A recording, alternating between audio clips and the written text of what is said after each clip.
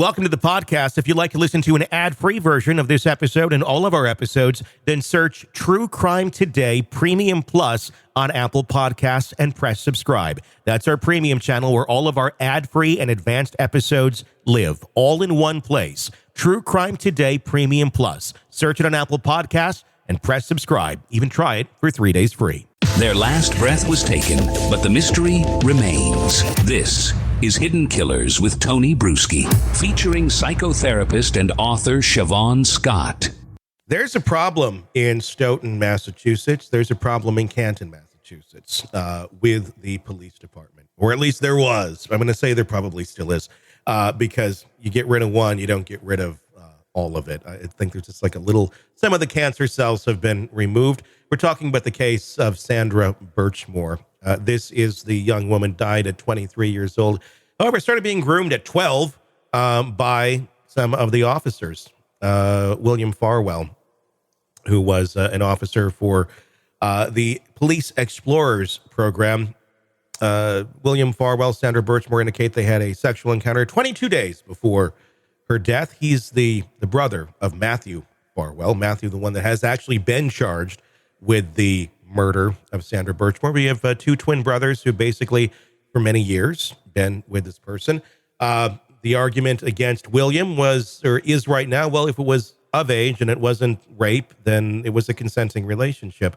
Matthew, however, yeah, that goes a totally different way. Started much, much younger and certainly appears to have some motive to the death. But now we're also hearing about another individual, Josh Heel, a former Abington school resource officer, because, yeah, why not involve a school resource officer in the Sandra Birchmore case? He was found to be not credible in a 2021 internal affairs probe, but remains certified by the Peace Officer Standards and Trainings Commission's post until July of 25. Josh Heel, the allegations go, couldn't be found not credible because he was arguing that he did have a relationship with her and then didn't have a relationship with her.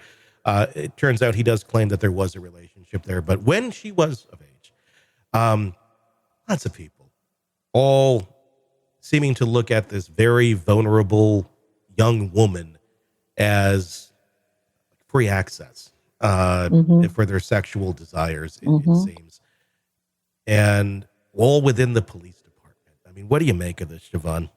Absolutely horrendous. You know, again, vulnerable. She lost her mother and her grandmother, who were her primary caregivers at a young age. I'm sure she was very needy. And these people came into her life, I'm sure, grooming her, giving her some kind of attention and affection, making her feel cared for. And obviously she was just being used and ultimately murdered and discarded. I mean, just tragic. It makes you wonder about this whole thing of, it feels like they were passing her around this department of, hey, go ahead, talk to her. I mean, like, there's no value to me of who this individual is. You want to go have sex with her? You want to go, you all go have sex with her, and it was seemingly, it's just freaking weird. Yeah, horrible. But like, they're accepting on this and everybody's, aware of this. The individual we're talking about here, the Stoughton resource officer, Josh Heel, there's allegations here that he had been sexting all day while he's at work with her. I'm just going to read this. Heel was also accused of inappropriate behavior, including sexting all day while he's at work and exchanging a cat for oral sex from Birchmore. According to the information that was shared with some of the investigators. Based on the findings, they placed Heel on leave in September 22 after Stoughton's internal affairs investigation continued. And they, at the end of the day, said, oh, you can still be on the force.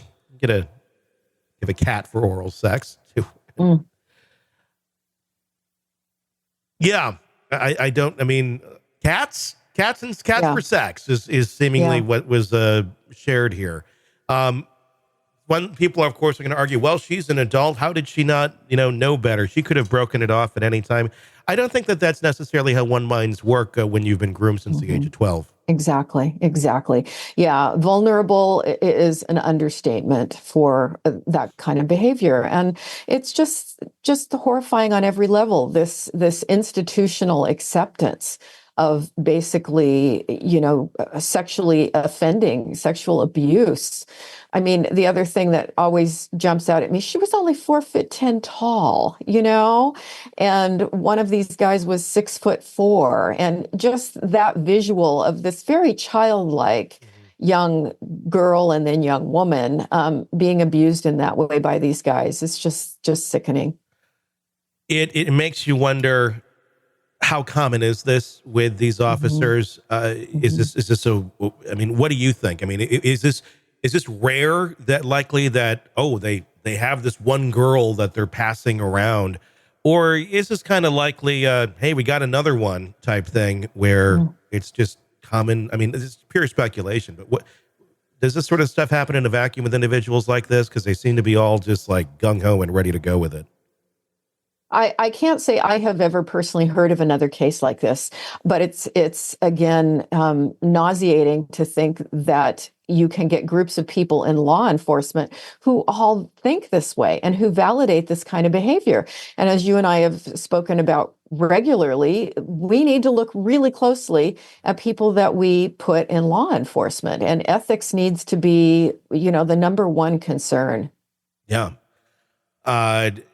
Another thing that came to my mind on this, remember in the Karen Reed case where there was all this question and all this talk, why did all of these officers wipe their phones clean in that case? And the speculation was, well, it's something about the Karen Reed case. This is making me think a little different. This is making me think, I mean, maybe there was some stuff about Karen Reed, but I'm thinking there's a lot of other stuff on these people's phones that would relate to this.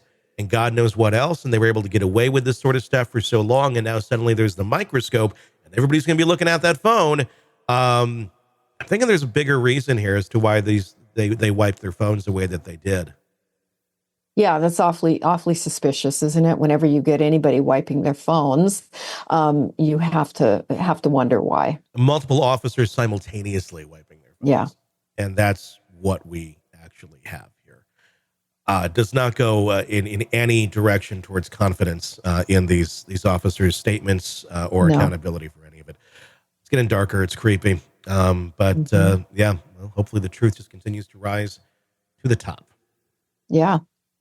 Welcome to the podcast. If you'd like to listen to an ad-free version of this episode and all of our episodes, then search True Crime Today Premium Plus on Apple Podcasts and press subscribe. That's our premium channel where all of our ad-free and advanced episodes live, all in one place. True Crime Today Premium Plus. Search it on Apple Podcasts and press subscribe. Even try it for 3 days free.